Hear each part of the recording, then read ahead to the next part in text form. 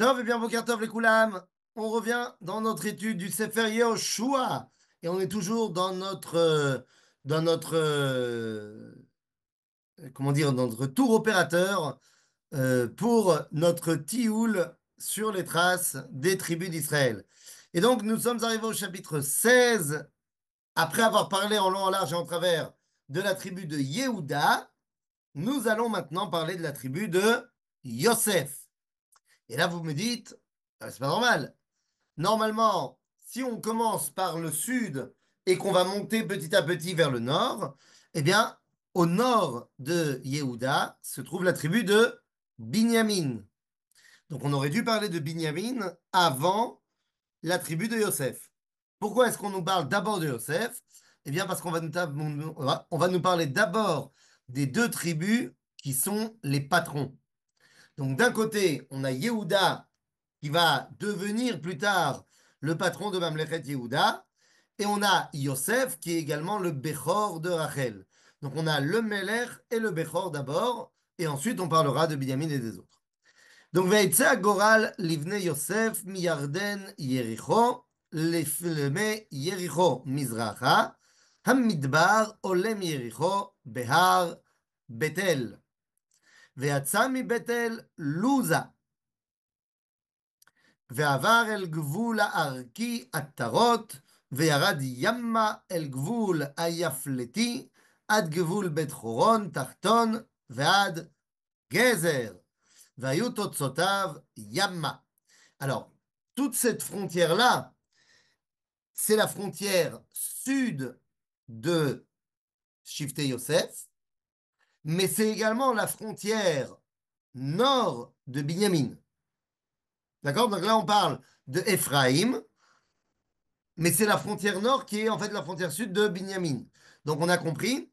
Où est-ce qu'on parle? On parle de la région de Beth Horon, Atarot. Donc c'est juste au nord de Jérusalem. Je vous mettrai après la carte pour qu'on voit bien. וינחלו בני יוסף מנשה ואפרים, ויהי גבול בני אפרים למשפחותם, ויהי גבול נחלתם מזרחה, עד תרות אדר מצפון, עטרות אדר, סליחה, עד בית חורון עליון, ויצא הגבול הימה המחמתת מצפון, ונסב הגבול מזרחה תענת שילה, ועבר אותו מזרחה ינוחה. וירד מינוחה עטרות ונהרתה, ופגע ביריחו ויצא הירדן. מתפוח ילך הגבול ימה, נחל קנה. והיו תוצאותיו הימה, זאת נחלת בני אפרים למשפחותם. Alors, là évidemment, donc, je vais partager.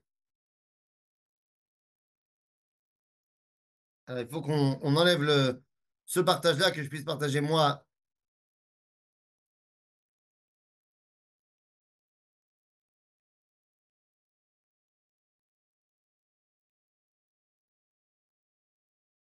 Hop là. Il est. Alors, je partage. Hop là. Et c'est parti. Yovi. Alors, donc nous sommes, comme vous pouvez le voir, dans la région qui est au nord de Yéricho. Et donc la tribu de Binyamin, elle se trouve entre Yéricho, Bethel, Gezer. Vous voyez que il y a, on pourrait presque dessiner une ligne droite. Yéricho, Bethel, Beth-Horon, Gezer. Eh bien, cette ligne-là, c'est la frontière d'un côté nord de Binyamin, et c'est également la frontière sud de Ephraïm. D'accord? La frontière nord de Ephraïm, c'est le Nachal que vous voyez là, qui s'appelle Nachal Kana, qui existe encore aujourd'hui. D'ailleurs, on peut faire des tioulim à Nachal Kana dans le Shomron.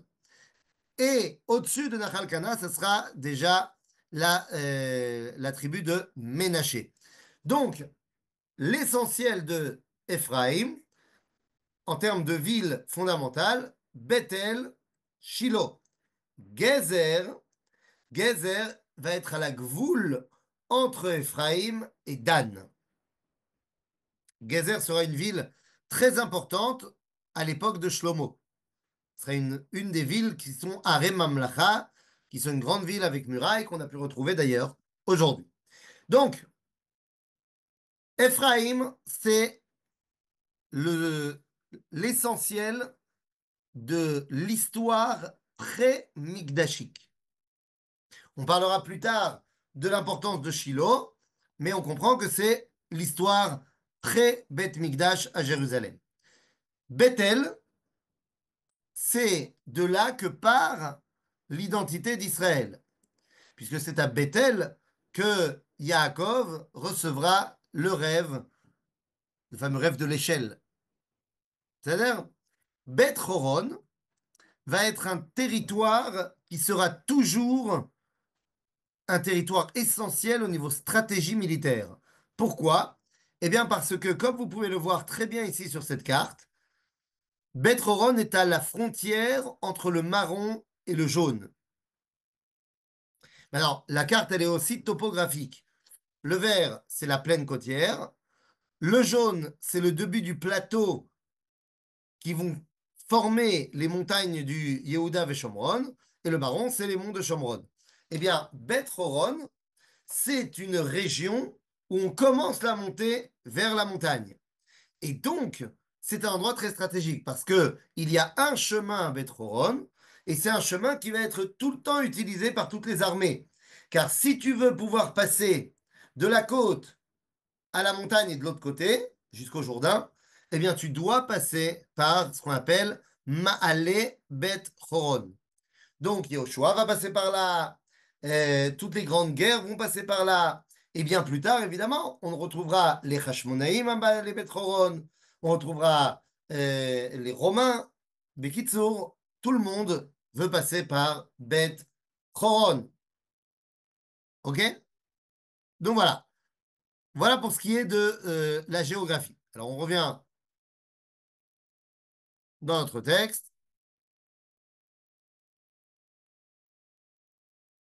Yofi. Yofi. והערים המבדלות לבני אפרים בתוך נחלת בני מנשה, כל הערים וחצריהם. Et là on nous dit, ולא הורישו את הכנעני היושב בגזר. וישב הכנעני בקרב חיים עד היום הזה, ויהי למס עובד. On n'a pas réussi à l'époque de Joshua, et c'est pas la première fois. On a vu la dernière fois que Béné Yehuda non plus, ils n'avaient pas réussi à prendre Gaza, à prendre Ekron. Eh bien, les Ephraïmis n'arrivent pas à prendre la ville de Gezer, qui restera entre les mains des Cananéens, qui deviendront des Nétinim, des sujets des Ephraïmis. Et donc j'ai dit, ça deviendra une ville importante à l'époque de Shlomo. Mais jusque-là, eh bien, c'est une ville qui est un petit peu l'épine dans le pied des Béné Ephraim.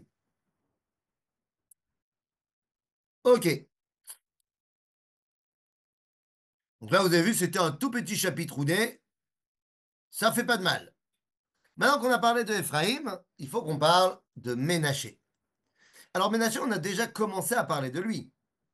On a commencé à parler de lui lorsqu'on avait vu les Nachalot de l'autre côté du Jourdain. Rappelez-vous, la tribu de Ménaché est divisée en deux. C'est ce qu'on dit ici, Vaïa Agora le Maté Ménaché, qui ou Bechor Yosef, le Machir Bechor Ménaché, Avia Gilad, qui ou Aya Ish Milchama, Veilo a Gilad Vea Bashan. Donc ça, c'est ce qu'on avait déjà vu, que dans la tribu de Ménaché, il y a toute une partie qui a été donnée à Machir Ben Ménaché. Alors, il faut bien comprendre une chose. Yosef, il est censé être le Bechor. Le Bechor de qui? Le Bechor de Yaakov. Vous allez me dire c'est Réhouven, sauf que la Bechora de Réhouven lui a été enlevée lorsqu'il y a eu l'histoire avec Bilha. Et donc, à partir de là, la Bechora a été donnée à Yosef. C'est la raison pour laquelle Yosef a deux parties d'héritage, comme le Bechor qui doit hériter double ration. Donc il y a et Ménaché et Ephraïm. À l'intérieur de Ménaché, il y a Machir qui est le Bechor. Et donc le Bechor, il va avoir lui aussi deux parties. Quelles sont ces deux parties? Eh bien, il va avoir la partie à l'est du Jourdain et la partie que nous allons voir maintenant à l'ouest.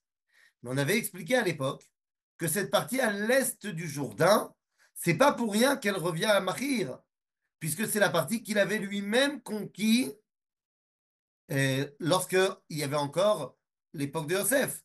Lorsque Yosef était encore le vice-roi d'Égypte, eh bien, Machir ben Menaché, qui était Gibor Milchama, eh bien, il a été conquérir toute cette zone-là. Et donc, c'est pour ça qu'on lui a donné, alors qu'il n'avait rien demandé.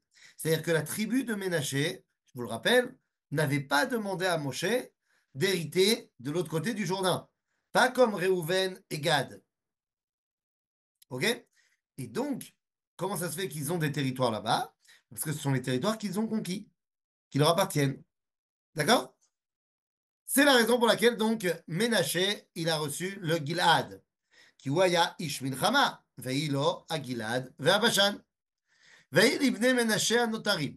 Alors, qu'est-ce qu'on donne maintenant de l'autre côté du Jourdain? ויהי לבני מנשה הנותרים למשפחותם, לבני אביעזר, ולבני חלק, ולבני אשריאל, ולבני שכם, ולבני חפר, ולבני שמידה, אלה בני מנשה, בן יוסף, הזכרים למשפחותם. À qui on donne tous ces territoires?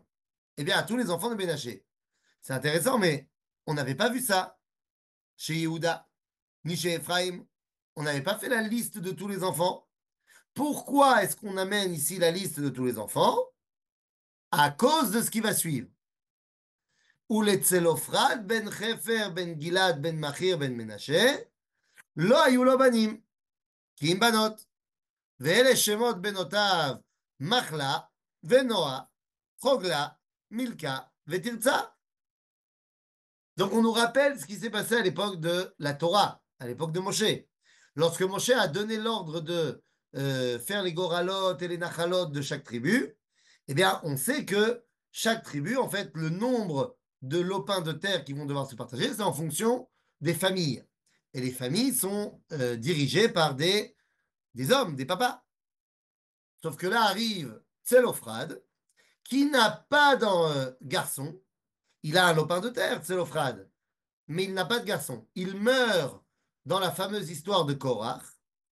Et puisqu'il meurt là-bas, alors pas vraiment avec Korach, hein, puisque Tselophrad ou Besséder, c'est lui le Mekoshesh Etzim.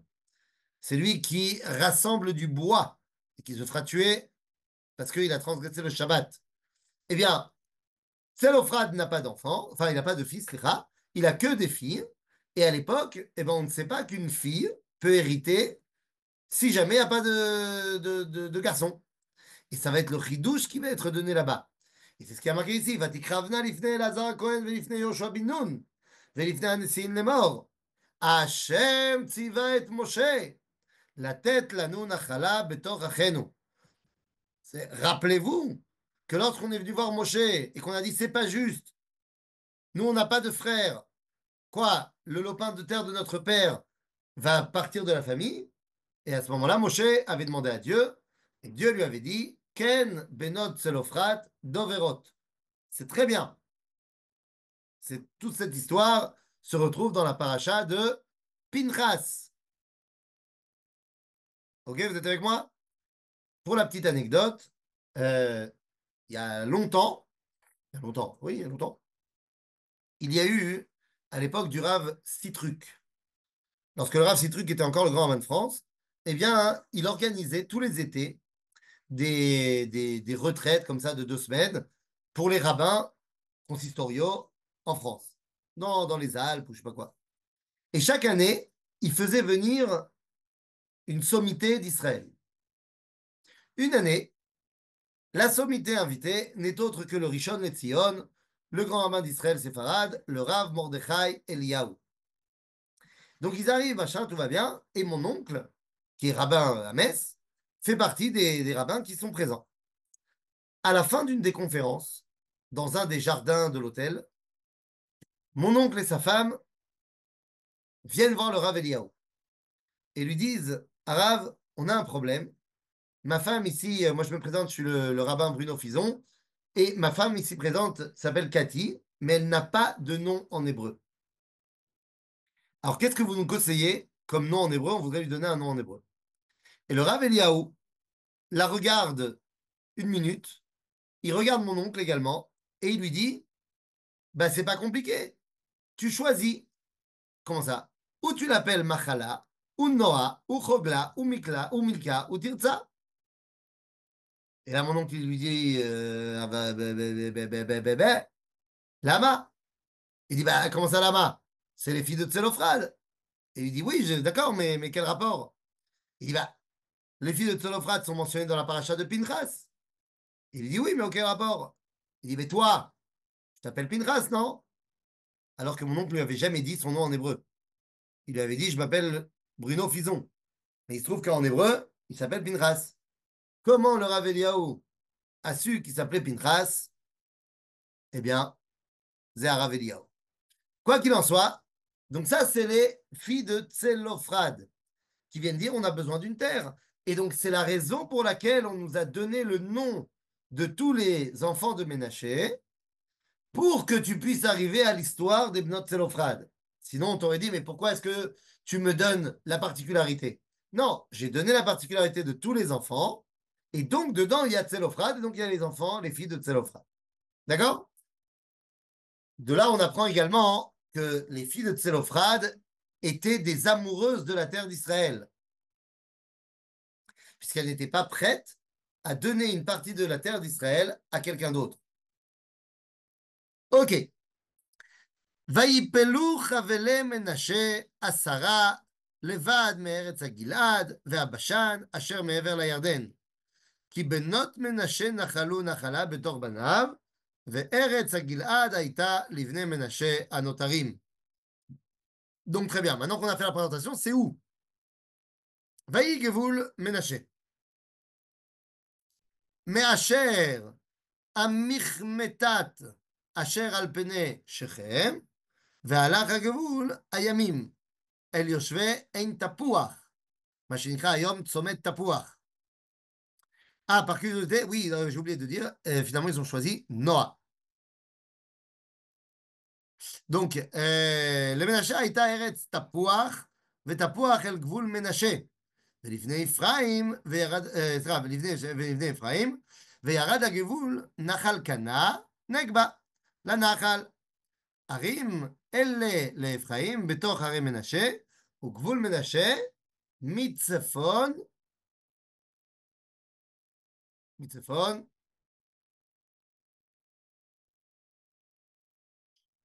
מצפון לנחל, ויהי תוצאותיו הימה, נגבה לאפרים וצפונה למנשה.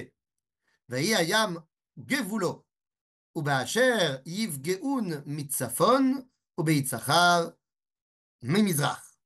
Donc on est en train de voir les gvoulottes de Ménaché et on voit qu'ils sont tout le temps impliqués et imbriqués dans Ephraïm. Il y a un lien entre Ephraïm et Ménaché qui est Malaasot, différent et plus puissant que le lien entre les autres tribus. Il y a quelque chose avec Shrem. Si je peux vous poser la question en audio, bah oui, vous pouvez, après, dès qu'on arrive aux questions, vous poser la question sur Shrem.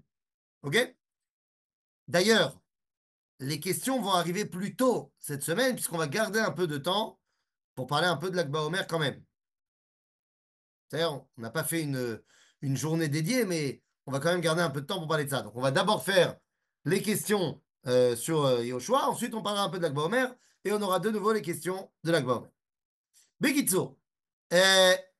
Donc, il y a ici une nouveauté qu'on n'avait pas vue jusqu'à maintenant, c'est que la mer est également une gvoul. Vaï ayam ou gvoulo. Qu'est-ce que ça veut dire? Ayam ou gvoulo. Eh bien, de là, on va apprendre qu'il y a ce qu'on appelle les eaux territoriales. D'après la halakha, ça existe. Les eaux territoriales, c'est-à-dire le gvoul qu'il y a dans la mer. Et là, ben, les amis, on rentre sur du balagan au niveau halakhique.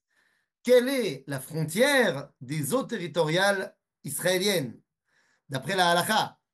C'est-à-dire jusqu'où, quand tu te balades en jet ski, jusqu'où tu es encore en Israël.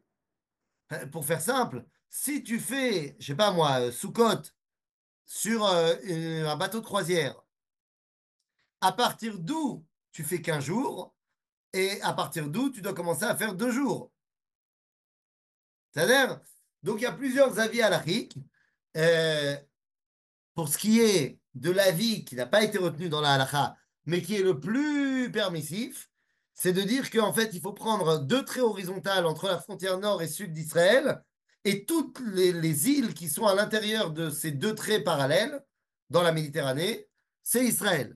C'est les eaux territoriales. En gros, c'est toute la Méditerranée et toutes les îles grecques et la Corse et la Sicile.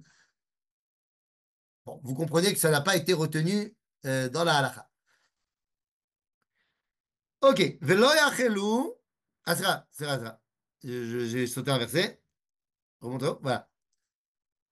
ויהי למנשה ביששכר ובאשר בית שאן ובנותיה, ויבלם ובנותיה, ואת יושבי דור ובנותיה, ויושבי אין דור ובנותיה, ויושבי תענך ובנותיה, ויושבי מגידו ובנותיה, 3 ענף.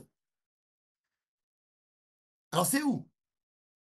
C'est où cette histoire? Là, pareil, voilà, hop là,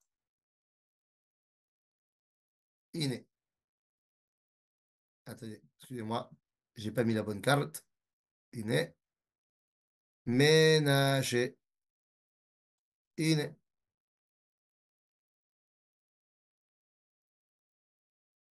Voilà. Donc, Ménaché, on est au nord de Nachal Kana. Ça commence Ménaché, Tzomet Tapuar que vous connaissez ici. Shrem, évidemment, qui va être la capitale de Ménaché. Et Ménaché va monter jusqu'à Megiddo. Ça monte très loin. Ménaché est l'une des tribus avec Yehuda qui a le plus grand territoire. Ça va monter jusqu'à Beth-Shean. Alors Beth-Shean, c'est pas dans la tribu de Ménaché, ça sera Issachar, mais c'est là-bas la frontière. Donc on est quand même sur pratiquement la majorité du Shomron qui appartient à Ménaché. Le Jourdain d'un côté, la mer Méditerranée de l'autre. Ok, donc ça c'est la tribu de Ménaché, l'une des plus grandes avec Yehuda, enfin la plus grande avec Yehuda de toutes les tribus. Ok? Yofi.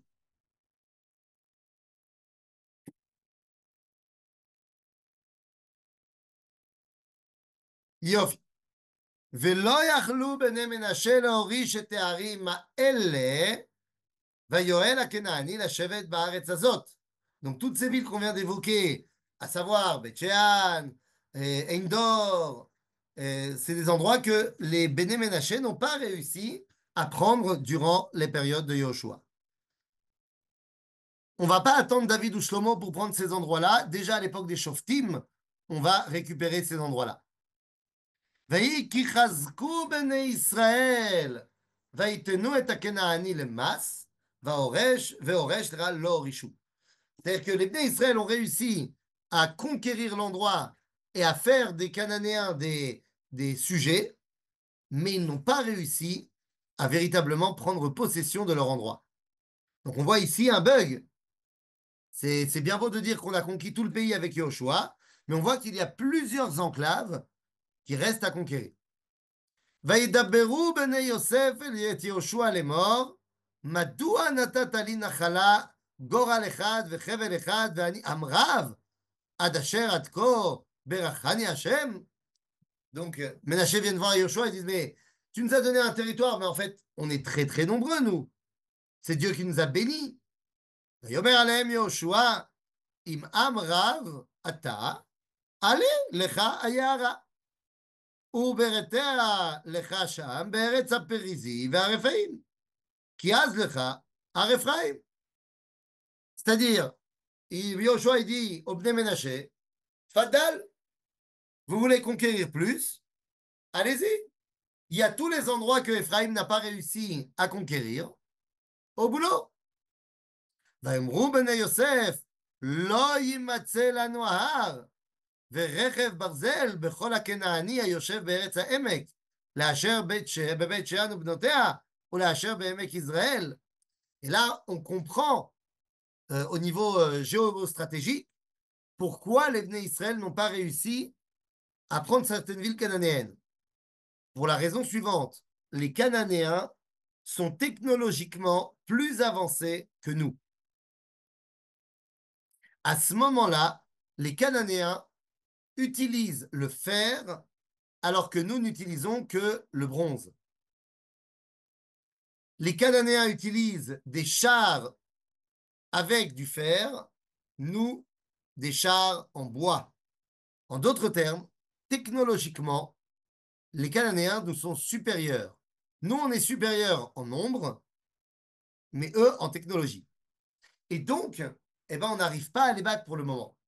Il va falloir attendre encore une centaine d'années pour que notre retard technologique se rattrape et qu'on puisse les battre.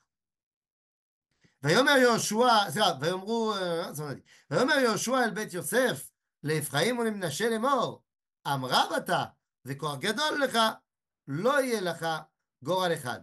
כי יער יהיה לך, כי יער הוא, וברתו, והיה לך תוצאותיו, כי תוריש את הכנעני, כי רכב ברזל לא, כי חזק הוא. Vous êtes les seuls à qui je peux donner cette mission-là, puisque justement vous êtes une tribu très puissante. Ce n'est qu'à vous qu'on peut donner la possibilité de conquérir les Cananéens. Ça arrivera, mais comme on a dit, une centaine d'années plus tard.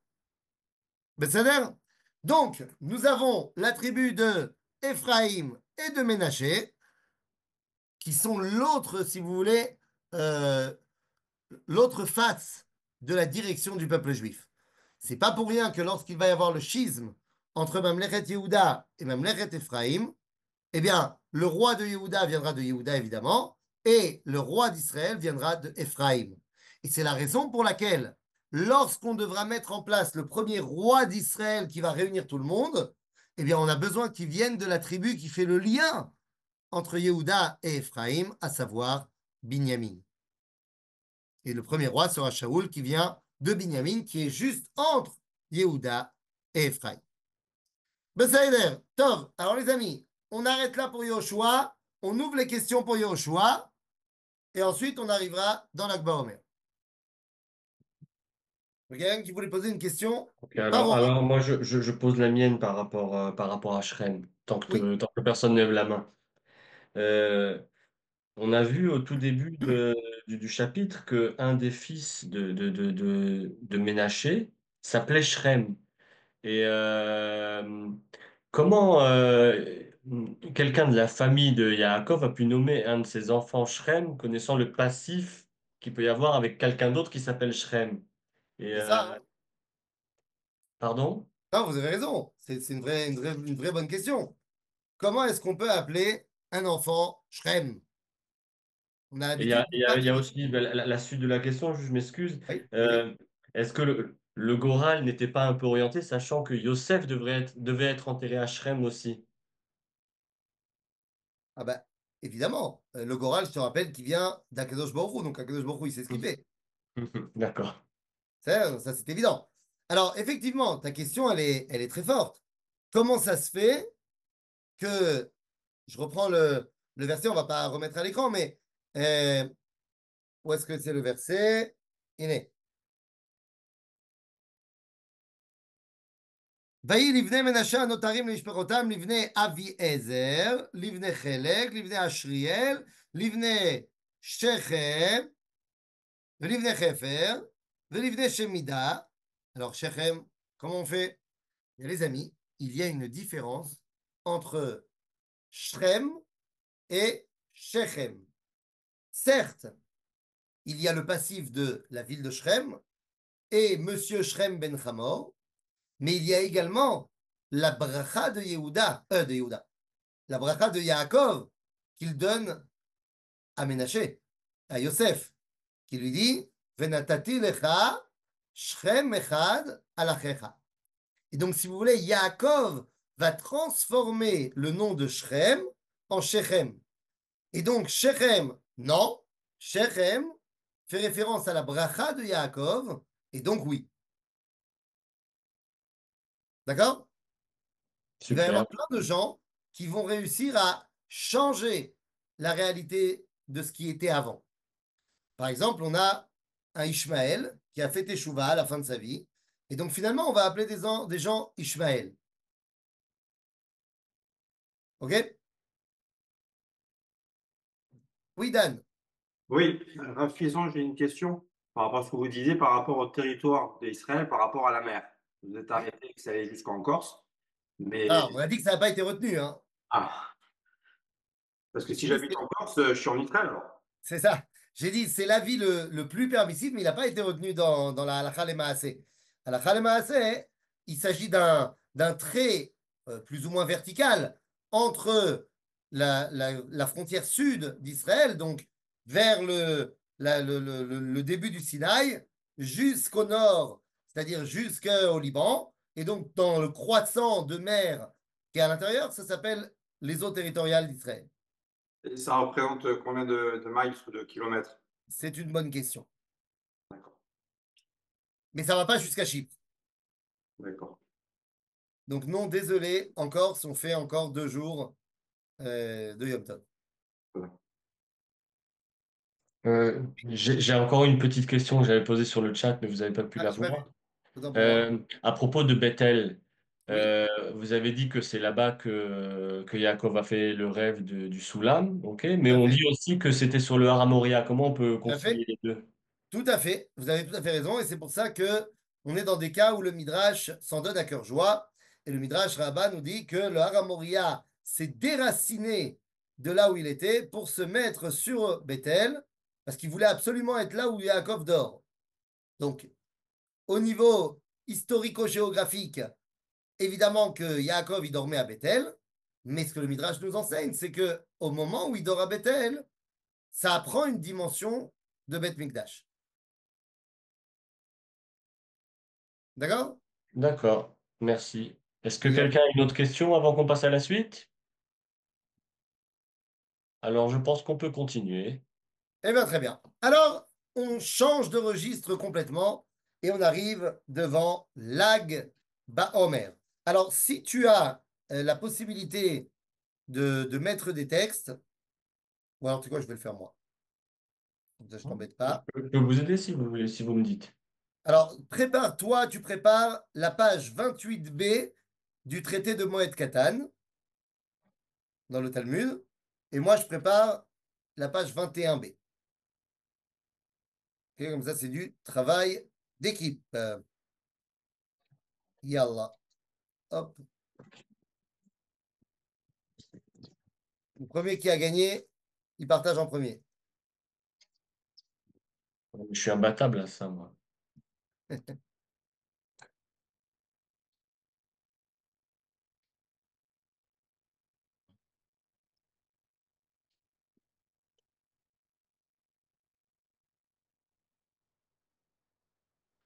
Hop là. 21b. Voilà, moi j'y suis. Moi, j'ai déjà partagé. Ah, j'ai pas vu. Ah là là, t'es trop fort. Kol hakavod. Kol hakavod. Alors, descends un petit peu. Descends, descends, on va arriver à Tanoura Banane, Tanoura Banane, Tanoura Banane. Hop, hop, hop. Voilà, on y est. T'es là, au milieu de la page.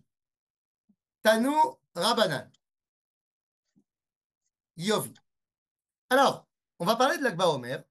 Et je vais dire quelque chose qui n'est absolument pas nouveau, que vous savez tous. Mais je me suis dit que pour une fois, on allait étudier le texte de référence. C'est quoi le texte de référence, Rabotai? C'est le texte qui va nous expliquer que les élèves de Rabbi Akiva sont évidemment morts à la guerre de Bar Korba et ne sont pas morts du corona. C'est-à-dire, donc c'est des choses qui sont euh, très connues, très connues. Il n'empêche que d'année en année, on entend encore et encore de plus en plus, enfin pas de plus en plus, mais beaucoup de rabbins qui continuent à dire que le problème des élèves de Rabbi Akiva, c'est qu'ils avaient un rhume. Ne comprenant pas qu'il s'agissait là-bas non seulement d'un problème interne du peuple juif, que le peuple juif n'était pas uni, mais qu'on avait un ennemi de l'extérieur. Et que lorsque l'ennemi d'extérieur t'attaque, eh bien, quelle que soit ton obédience politique ou religieuse, eh bien, tu te dois de venir aider, y compris quand tu es un talmid yeshiva, comme les élèves de Rabbi Akiva. Alors, qu'est-ce qui a marqué là-bas? Tanour Rabbanan. כשמתו בניו של רבי ישמעאל, נכנסו 4 זקנים לנחמו. Lorsque on nous raconte l'histoire où les enfants de Rabbi Ishmael sont morts. Rabbi Ishmael est la chavruta de Rabbi Akiva. Donc, les enfants de Rabbi Ishmael font partie des élèves de Rabbi Akiva. Et on nous dit qu'ils meurent. À ce moment-là, il y a 4 rabbins qui viennent pour faire des éloges funèbres à l'enterrement. Rabbi Tarfon, Rabbi Yossé Agelili, Rabbi Elazar ben Azaria et Rabbi Akiva. Moi, je trouve que ça ressemble pas mal avec des textes que je connais d'ailleurs. Moi, je connais Amar Rabbi Elazar ben Azaria, Amar Rabbi Maaseh, c'est rare, לא אמר, מעשה ברבי אליעזר ורבי יהושע ורבי אלעזר בן עזריה ורבי עקיבא ורבי טרפון. Vous vous rappelez de la partie de la Haggadah? Donc, on a ces mêmes rabbins qui sont ensemble. Et alors, évidemment, on parle de rabbins qui connaissent toute la Torah. Ils vont chacun choisir un verset dans tout le Tanakh pour parler des enfants de Rabbi Ishmael. Vous comprenez bien que ce verset-là, ben, il n'est pas choisi par hasard.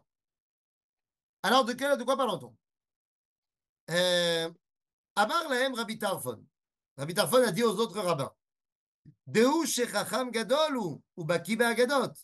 Al ikanes echad mikem le tor divrei chavero. Il dit, vous savez, Rabbi Ishmael, c'est un Talmid Chacham, il connaît toute la Torah. Donc venez, on se coordonne pour ne pas dire la même chose. Très bien. Amar Rabbi Akiva ve'ani acharon. Il dit, très bien, moi je parle en dernier, dit Rabbi Akiva. Pata Rabbi Ishmael, donc le papa, il a dit, Damar, Rabu avonotav, techapu avalav, itria rabotav, pam rishona ushnia. C'est-à-dire, je ne sais pas quoi vous dire, je ne sais pas comment vous remercier. Vous êtes tous mes maîtres. Pourquoi est-ce que je suis obligé de vous faire venir ici? C'est le cri de celui qui est dans le deuil. Et là, les rabbins vont répondre. Na'ana Rabbi Tarfon ve'amar. Ve'achechem kol bet Israël yifku et aserefa. C'est quoi le verset? C'est le verset qui parle de la mort de Nadav et Avihu. Quel rapport entre Nadav et Avihu qui meurent et les enfants de Rabbi Ishmael? Dans quelles conditions sont morts Nadav et Avihu? Ils sont morts pour permettre l'inauguration du Mishkan, c'est-à-dire l'inauguration du Beth Amikdash, de la Avoda. Ve'alot dvarim kal vachomer. ומה נדב ואביהו שלא עשו אלא מצווה אחת, דכתיב ויקרבו בני אהרון את הדם אליו, כך בניו של רבי ישמעאל על אחת כמה וכמה. Nadav et Avihu, ils ont fait une mitzvah, ils ont fait quoi? Ils ont amené le feu. Ils ont amené à l'inauguration du Mishkan, alors que Moshe et Aaron n'arrivaient pas. On te dit a fortiori les enfants de Rabbi Ishmael. Donc, première chose qu'on apprend d'eux, c'est qu'ils amènent à la possibilité de bosser au Beth Amikdash. Ok. Ensuite, Na'ana Rabbi Yossi Agelili ve'amar.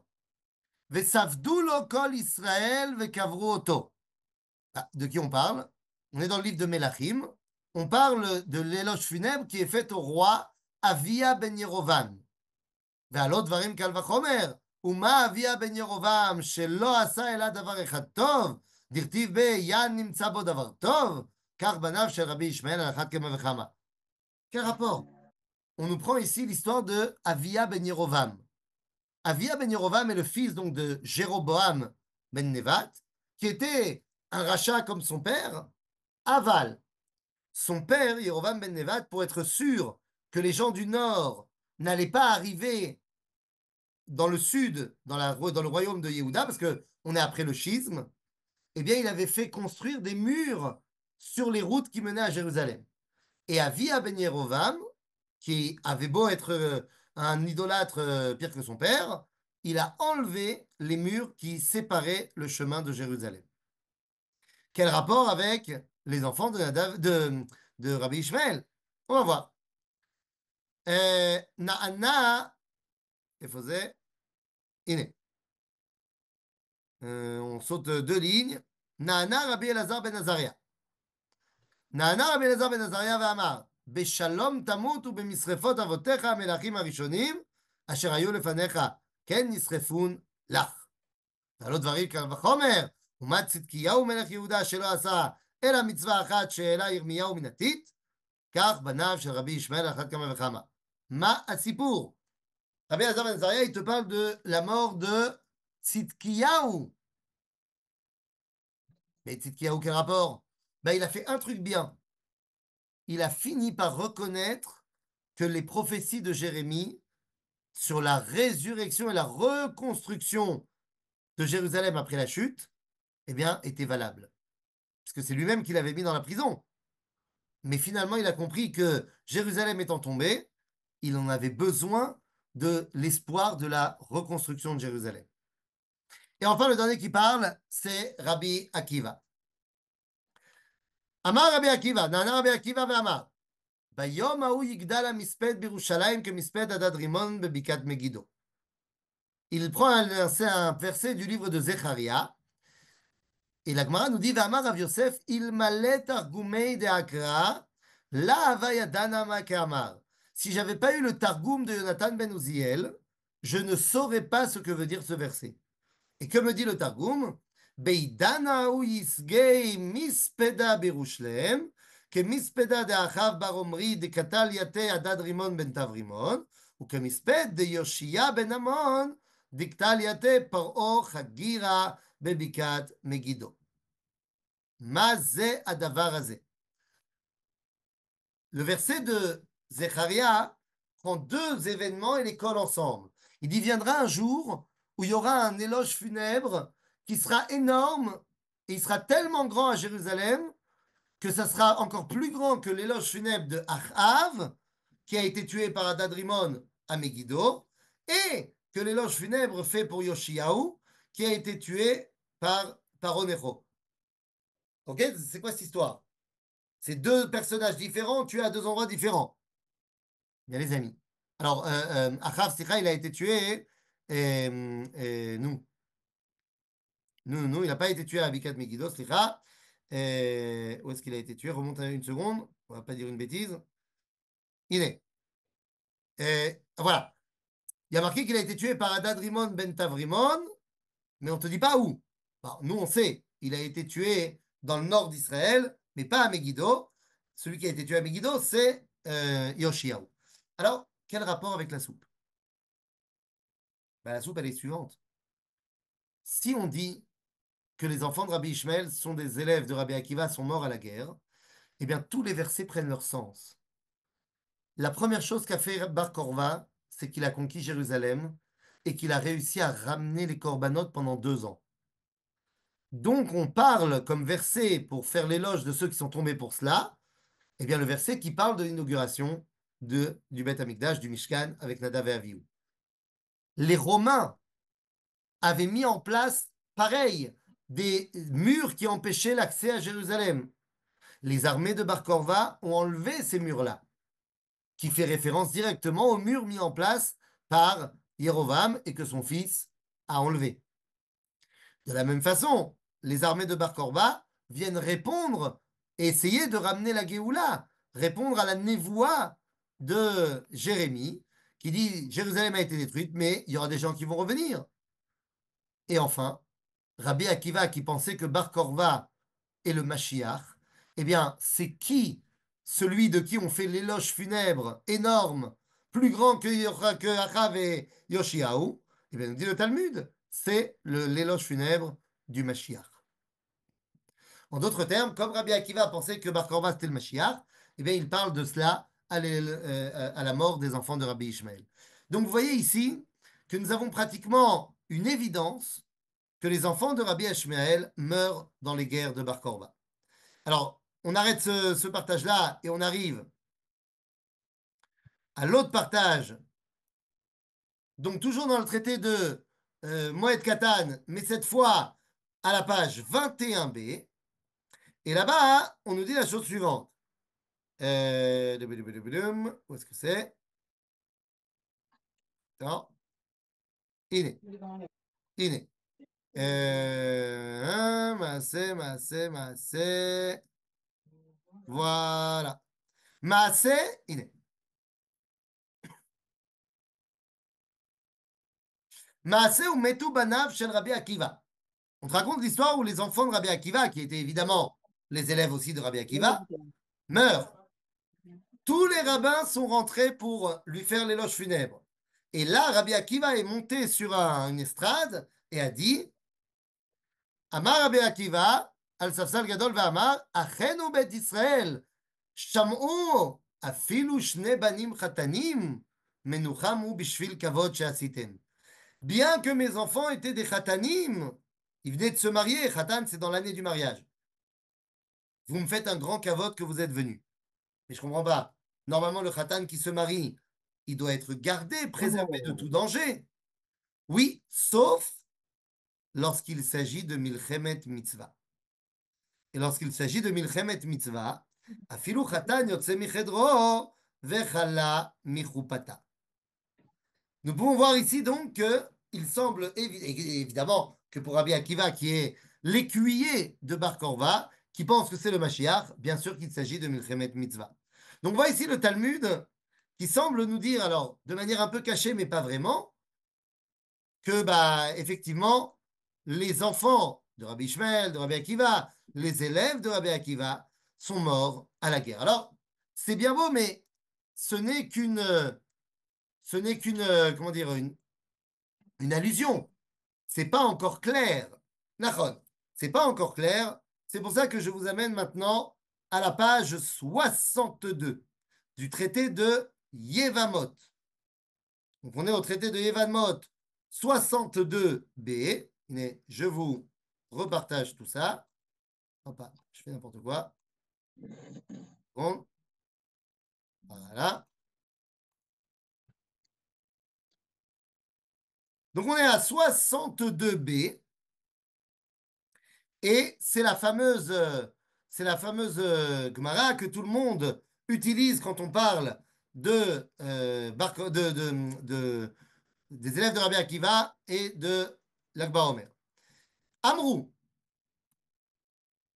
הנה, אמרו 12,000 זוגים תלמידים היו לו לרבי עקיבא מגבעת עד אנטיפטרס, וכולם מתו בפרק אחד מפני שלא נהגו כבוד זה בזה.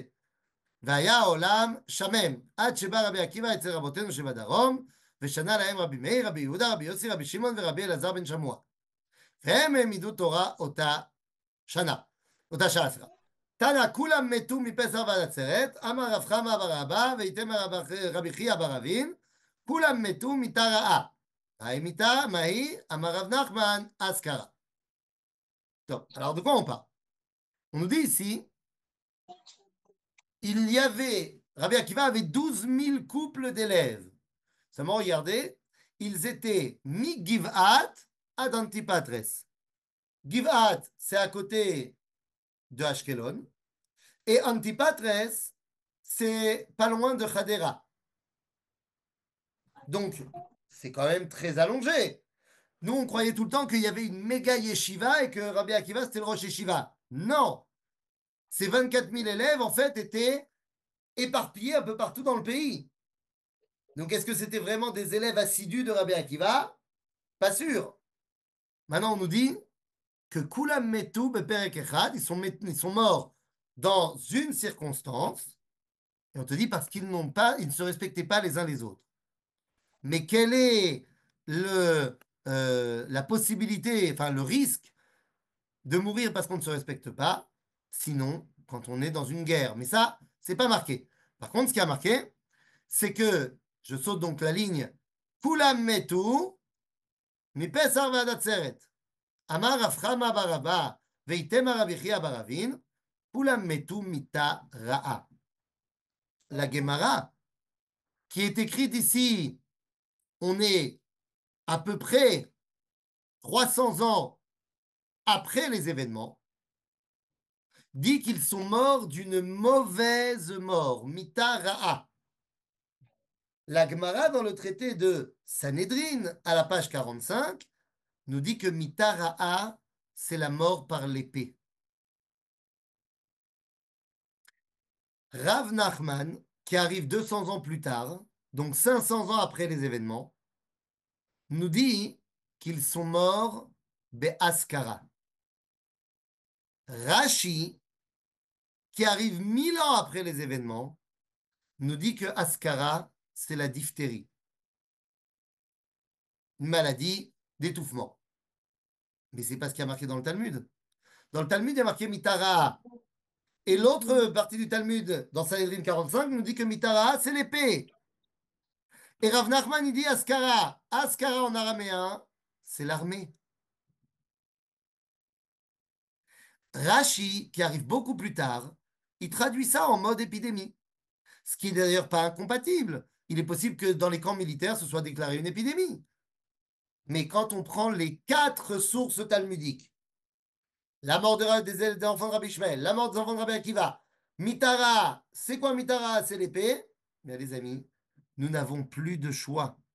Et pour terminer ces sources, voilà, on a fait ça très vite, mais pour terminer ces sources, je vous amène la Higueret de Rabbeinu Shrira Gaon, qui dit noir sur blanc que les élèves de Rabbi Akiva sont morts durant la guerre de Bar Korba.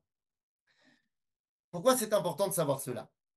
Eh bien parce que si tu dis que les élèves de Rabbi Akiva sont morts parce qu'ils ont chopé un rhume, et qu'en plus c'était des gens qui ne se respectaient pas, il n'y a pas de raison de faire un deuil pour leur mort. Mais si au contraire, les élèves de Rabbi Akiva sont morts dans le contexte du million de morts qui sont morts dans la guerre de Bar Korba, qui ont amené à la défaite d'Israël et au début de l'exil, là, il y a une raison de s'endeuiller. Et là, il y a une raison de comprendre que dans notre génération, là où nous avons réussi, là où eux ont échoué, eh bien, évidemment qu'à l'Akba Omer, on retrouve une joie profonde. Pourquoi l'Akba Omer? Parce qu'on dit qu'ils ont arrêté de mourir. On ne sait pas vraiment ce qui s'est passé. Il semblerait, d'après les écrits des Romains, que le jour de l'Akba Omer a été une énorme victoire juive dans la guerre de Bar Korba, où la 22e légion a été éradiquée en entier en un seul jour. Et c'était le jour de l'Akba Omer, semble-t-il.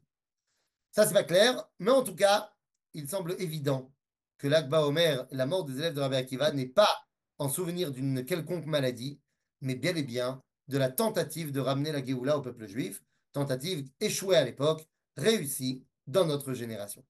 Voilà, il reste 3 minutes si vous avez des questions là-dessus. À vous de jouer. Il y a des questions sur le chat. Alors, Quels enseignements ont tiré les sages postérieurs de l'erreur de Rabbi Akiva, entre parenthèses le plus grand de tous, sur la messianité de Bar Korba? c'est qui le plus grand de tous? Je sais pas qui est le Rabbi plus grand Akiva. de tous. Hein? Rabbi Akiva, a priori. Ah, ah oui. Rabbi Akiva, qu'est-ce qu'ont tiré les enseignements? Le Rambam a tiré que d'après la halakha, tu dois rechercher pour le Mashiach celui qui a les mêmes qualités que Bar Korba, c'est-à-dire un chef politique. C'est quand qu'on a commencé à commémorer les 33 jours comme du deuil. Et ce prix, ça a commencé après l'époque de la Mishnah. Qui est le rabbin qui a lancé le truc? On ne sait pas. Et comment on a décidé d'arrêter le deuil? Parce qu'il y a marqué qu'ils ont arrêté de mourir à ce moment-là. 24 000 élèves qui meurent, 24 000 hommes tués à Shrem, dont nous allons parler aujourd'hui, par Shimon Levi. Coïncidence? Non, je ne crois pas. Comment se dit-il que l'on peut dire le chiffre 33, l'Akba Omer, autant de fois, alors que pour tous les jours, on peut rester que le soir? Non! Tu peux dire les autres jours. Tu peux juste pas dire on est ce jour-là. Mais tu peux dire que, je sais pas moi, par exemple, le jour de Yom Yerushalayim, c'est le 28 Iyar, et donc c'est, je sais plus comment ça fait même bête, je crois, Baomer. Ça, tu peux dire. Tu peux dire dans une semaine, ce sera le 40e jour du Homer. Ce que tu n'as pas à dire, c'est aujourd'hui, on est tel jour, parce que les gens qui n'ont pas compté, ils doivent compter. Voilà. Je crois qu'on a fini. On remercie tous Voilà, le Rav Fison pour son cours. Merci beaucoup, Rav. je sais que tout ce qu'on a dit, vous le saviez déjà, mais des fois, c'est important de voir le texte et d'étudier le texte pour savoir d'où on sait ce qu'on sait. Voilà. Face à ces explications-là. Pardon? Donc ça se fait que elles sont, c'est pas mainstream ces explications-là, qu'elles aient l'honnête face et que tout le monde a retenu que la Goule, Kavod Zelazé et que Parce que pendant 2000 ans, on a développé un syndrome de peur-panique par rapport à tout ce qui pourrait être combattant. Parce qu'il y a eu la révolte, la grande révolte contre les Romains en 66-70 qui a amené à la destruction du Beth Amikdash. Ensuite, la révolte de Bar Korba qui a amené une destruction encore plus grande. Et donc, les rabbins qui ont suivi ont développé une chair de poule méadrine contre toute chose qui semblerait aller dans le sens d'une vaillance militaire. Et donc, ils n'ont pas voulu en parler. donc même depuis l'époque de l'Agmara, quoi. Déjà, il y a le traumatisme qui est très grand. Tu remarqueras que Yehuda Maccabi n'est pas mentionné dans la Gemara, alors que lui, il a gagné. C'est des- c'est d'autres considérations pour pourquoi les Maccabées ils n'étaient pas en Non, vie. ben, Vadaï qu'il y a d'autres considérations, mais je veux dire, le concept de dire on ne veut pas mettre en avant les vaillants, les puissants, les militaires, c'est quelque chose qui, à mon avis, provient du traumatisme.